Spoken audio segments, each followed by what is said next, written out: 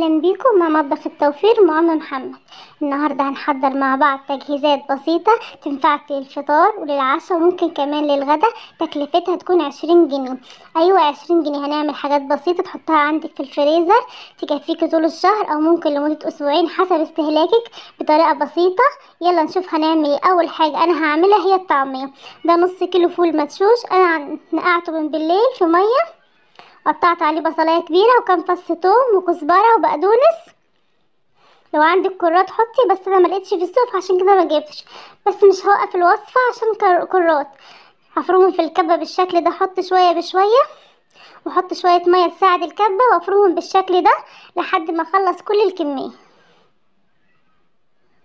طبعا نص كيلو فول المدشوش بيعمل كميه ما شاء الله تحفظها في الفريزر هتقضيكي. هو ب20 جنيه بس، يعني مش مكلف خالص. لو هتروح تشتري كيس الطعمية، كيس عجينة او طعمية ب10 جنيه مش هيكفي حاجة. فشوف عمل كمية معايا قد ايه. هحطهم في اكياس واحفظهم في الفريزر. اول حاجة احط عليهم كمان ملح وكمون. انا ما بحطش كربونات ولا اي حاجة، تطلع معايا جميلة. دي طريقتي البسيطة فيها. واقلبهم مع بعض، اقلبهم بالشكل ده واحفظهم في الفريزر يطلعوا معايا. احط كام كيس احطهم في الفريزر.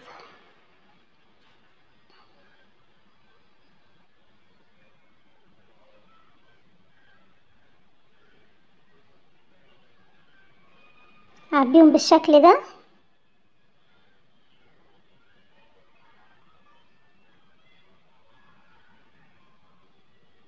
هي طريقتها بسيطة وسهلة، تعتبر غير مكلفة.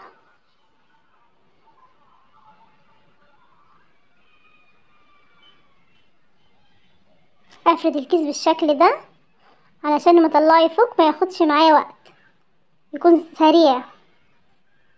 افرده بالشكل ده واتنيه واخلص كل الكمية.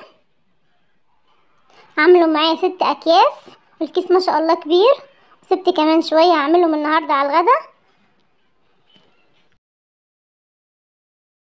هعمل معاكم دلوقتي صلصة الطماطم بطريقة سهلة. دي الطماطم انا كنت جايباها معاكم في المشتريات 3 كيلو طماطم، كنت جايبة الكيلو ب10 جنيه. انا غسلتهم كويس، حطيتهم على البوتاجاز يستوي من غير مية خالص لحد ما يستوي. ده شكلهم بعد ما استوت. هسيبها تبرد وبعد كده اضربها في الخلاط واصفيها. ده شكلها بعد ما صفيتها. هرجعها تاني البوتاجاز تاخد غلوتين مع بعض، نرجع نعبيها في الاكياس مع بعض. طبعا الصلصة طريقتها سهلة وبسيطة تنفعك في اي وقت. ده شكلها بعد ما سبتها تبرد خالص. هعبيها في الاكياس. طبعا الصلصة بتوفر معايا كتير في الميزانية، تبقى جاهزة عندي في الفريزر واقتصادية. عن 30 جنيه طماطم عملوا معايا ما شاء الله كمية صلصة محترمة هتكفيني كذا طبخة على مدار اسبوع. طبعا هي سهلة وبسيطة.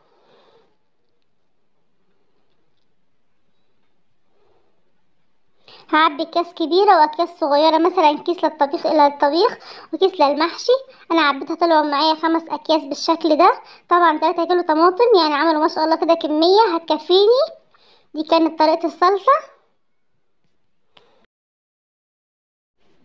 دلوقتي مع بعض هندمس الفول. ده نص كيلو الفول انا كنت جايباه معاكم في المشتريات برضو. انا غسلته كويس وسبته منقوع من بالليل لحد الصبح لحد ما بقى حجمه اتضاعف بالشكل ده. وعندي هنا حوالي معلقتين كبار من العدس انا غسلتهم وصفيتهم. وعندي هنا حبتين من الطماطم وكم قرن فلفل كده شطه وكم فص ثوم.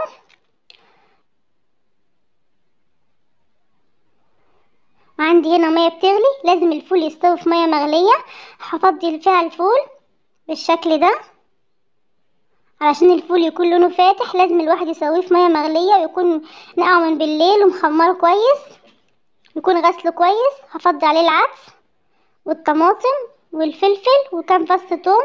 بجد بتبقى ريحته جميله. وهدي عليه النار لحد ما يستوي خالص، ما بياخدش وقت.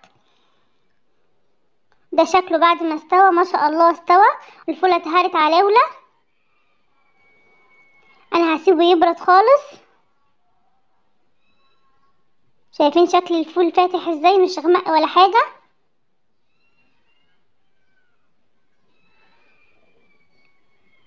ده شكله كده.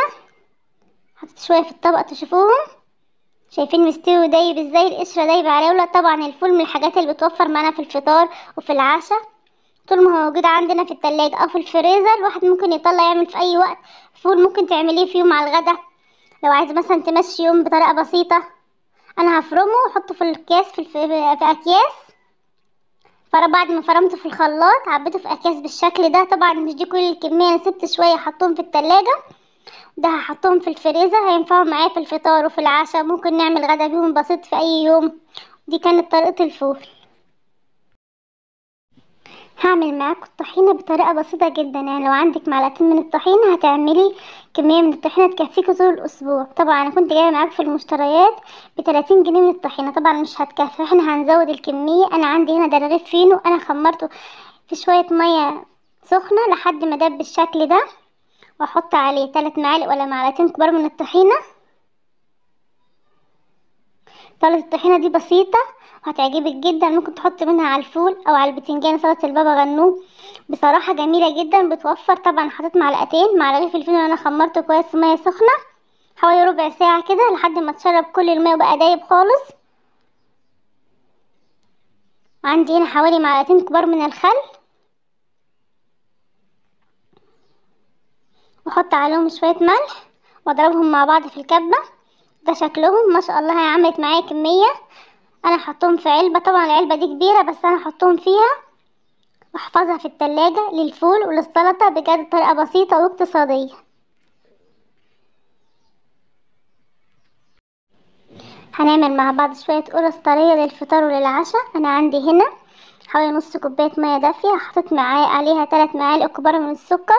لازم ادوب السكر كويس في المية الدافية، واحط عليهم باكت من الخميرة، وادوب الخميرة في المية مع السكر واسيبها لحد ما تتفاعل. عندي هنا ده كيلو دقيق سايب، انا جايباه من 18 جنيه. لازم اخلط الدقيق كويس عشان يدينا نتيجة كويسة في المعجنات.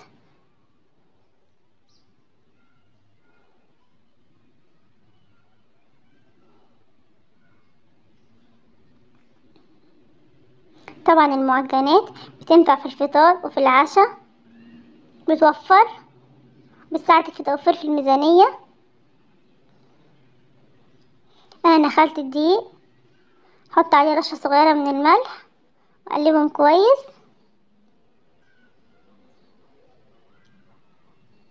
عندي هنا كوباية سمنة دافية انا مدفياها، هي مش سخنة.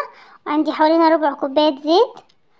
انا هقلبهم مع بعض كويس لحد الدقيق ما يتشرب السمنة يكون شبه حبات الرمل.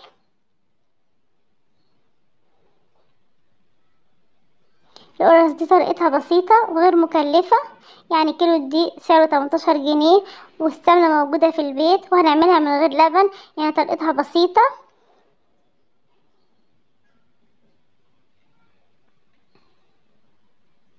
انا عايزة الدقيق يشرب السمنة كلها.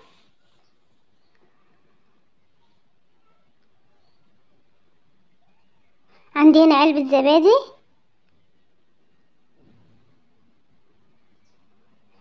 افضي عليها الخميرة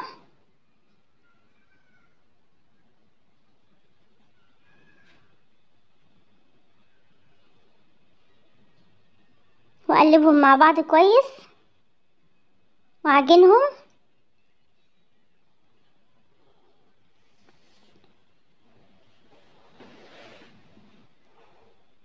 انا هعجنهم بايدي، ده شكلهم بعد ما عجنتهم. طبعا هي محتاجة مية، انا هعجنها بالمية. ممكن تعجنيها بلبن بس احنا عاملينها اقتصادية فهعجنها بمية. هزود المية شوية بشوية واعجن. انا مش هفضي المية مرة واحدة لان كل نوع دقيق بيختلف عن التاني. لازم تتعجن كويس وتكون العجينة ملمسها ناعم.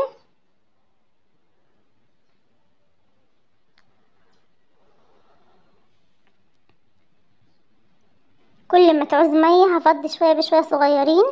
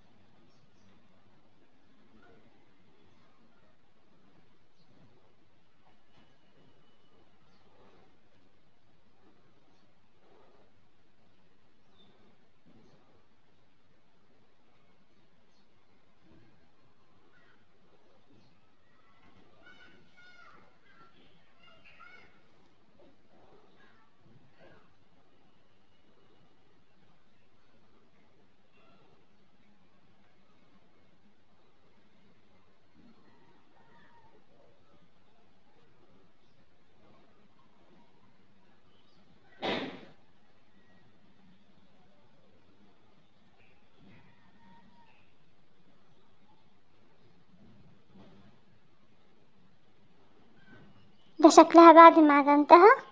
اخدت معايا حوالي نص كوباية من المية، هغطي عليها واسيبها لحد ما تخمر.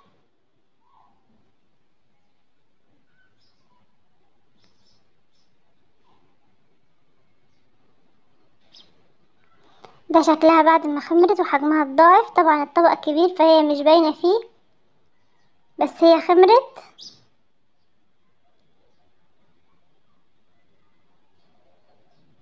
هشكلها كرات بالشكل ده، اعمليها الحجم اللي تريحك، كبير صغير. انا هعملها حجم متوسط، هعملها على ايدي بالشكل ده.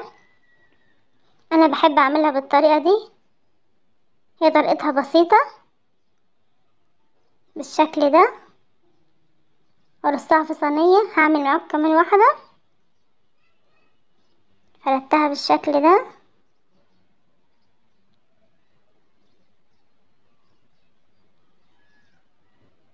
وارص في الصينية.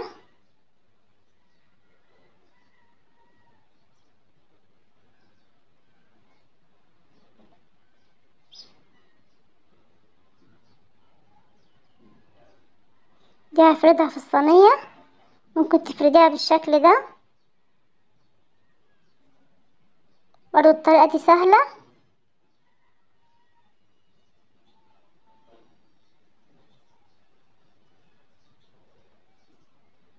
بالشكل ده لحد ما اخلص كل الكمية.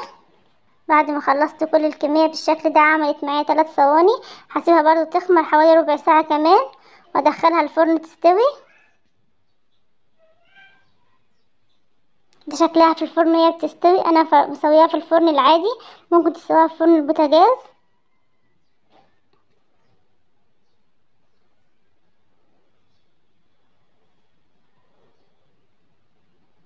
ده شكلها بعد ما استوت.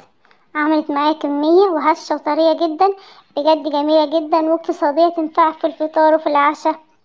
الولاد هيحبوها جنب كوباية شاي بلبن. انا هحطها في علبة بالشكل ده واحفظها، تقعد معايا طول الاسبوع.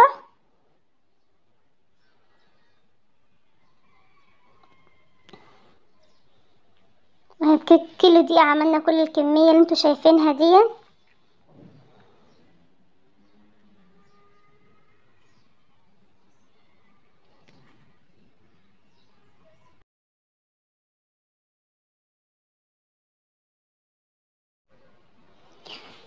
ده كمان معانا غدا اقتصادي.